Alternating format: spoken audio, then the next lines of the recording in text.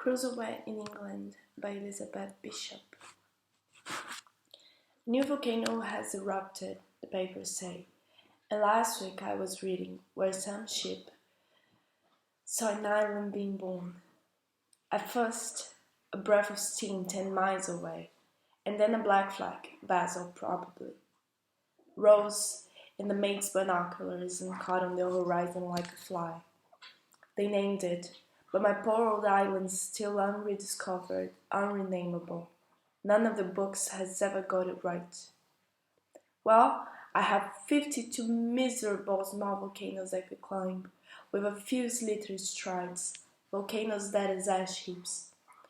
I used to sit on the edge of the highest one and count the others standing up, naked and leaden, with their heads blown off. I think that if they were the size I thought volcanoes should be. Now I had become a giant, and if I had become a giant, I couldn't bear to think what size the goats and turtles were, or the gulls, or the overlapping rollers, a glittering hexagon of rollers, closing and closing in, but never quite, glittering and glittering, though the sky was mostly overcast. My island seemed to be a sort of cloud dump. All the hemispheres left-over clouds arrived and hung above the craters. Their parched throats were hard to touch. Was that why it rained so much?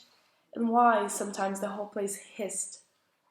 The turtles lumbered by, high-domed, hissing like tea kettles, and I had given ears or taken a few, for any sort of kettle, of course. The folds of lava running out to sea would hiss, and I'd turn.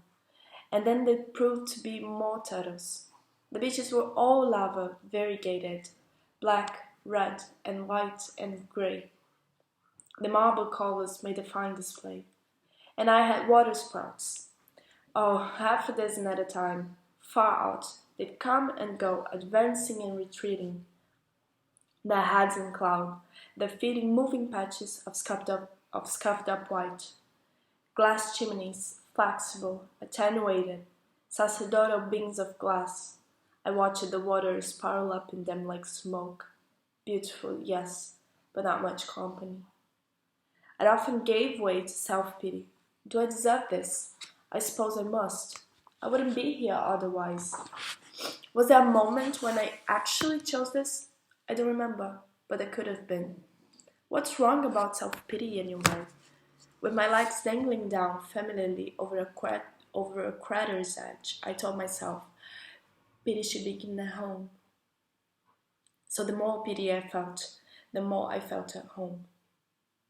The sun set in the sea, the same odd sun rose from the sea, and there was one of it and one of me. The island had one kind of everything, one tree snail, a bright violet blue with a thin shell crept over everything, over that one variety of tree, a sooty scrub affair. Snail shells lay under these in drifts, and at a distance you'd swear that they were beds of viruses. There was one kind of berry, a dark red. I tried it, one by one and hours apart. Subacid and not bad, not ill effects. So I made homebrew. I drank the awful, fizzy, stinging stuff that went straight to my head and played my homemade flute. I think I had the weirdest scale on earth, and dizzy, whoop and dance among the ghosts. Homemade, but aren't we all? I felt a deep affection for the smallest of my island industries. No, exactly, since the smallest was a miserable philosophy. Because I didn't know enough. Why didn't I know enough of something? Greek drama or astronomy? The books I'd read were full of blanks. The poems, well, I tried reciting to my iris buds. They flash upon that inward eye, which is the bliss. The bliss of what? One of the first things that I did when I got back was look it up. The island smelled of goat and guano. The goats were white, and so were the gulls, and both too tame, or else they thought I was a goat too, or a gull. I still can't shake them from my ears. They're hurting now. The questioning shrieks, the equivocal replies over a ground of hissing rain, and hissing, ambulating turtles got on my nerves. When all the ghosts flew up at once, they sounded like a big tree in a strong wind, its leaves. I shut my eyes and think about a tree, an oak, say, with a real shade somewhere. I heard the cattle getting island sick. I thought the goats were. When Billy Goat would stand on the volcano at Kristen, Mont d'Espoir, or Mount Despair, I'd time enough to play with names, and bleat and sniff the air. I'd grab his beard and look at him, his pupils horizontal narrowed up and expressed nothing or little malice. I got so tired of the very colors. One day I dyed a baby goat bright red with my red berries, just to see something a little different. Then his mother wouldn't recognize him. Dreams were the worst. Of course I dreamed of food and love. They were pleasant rather than otherwise. But then I dreamed of things like slitting a baby's throat, mistaking it for a baby goat.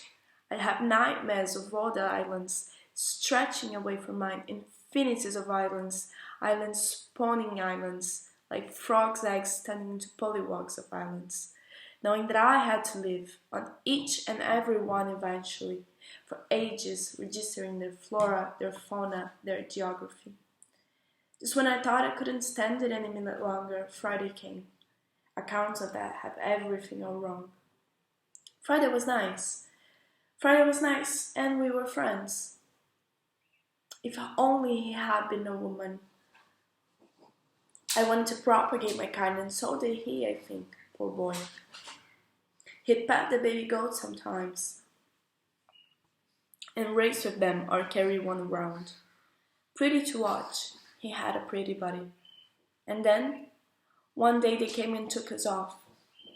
Now I live here, another island that doesn't seem like one, but who decides? My blood was full of them, my rain-bred islands. But that archipelago has petted out. I'm old.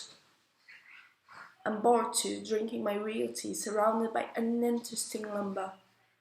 The knife there on the shelf, it reeked of meaning like a crucifix. It lived. How many years did I beg it, implore it not to break? I knew each nick and scratch by heart, the bluish blade, the broken tips, the lines of wood grained on the handle. Now it wouldn't look at me at all. The living soul has dripped away. My eyes rest on it and pass on. The local museums asked me to leave everything to them, the flute, the knife, the shriveled shoes, my shedding goatskin trousers, moths have got in the fur, and the parasol that took me such a time remembering the way ribs should go. It's not work, but folded up looks like a plucked and skinny cow. How can anyone want such things? And Friday died of Jesus 17 years ago, come March.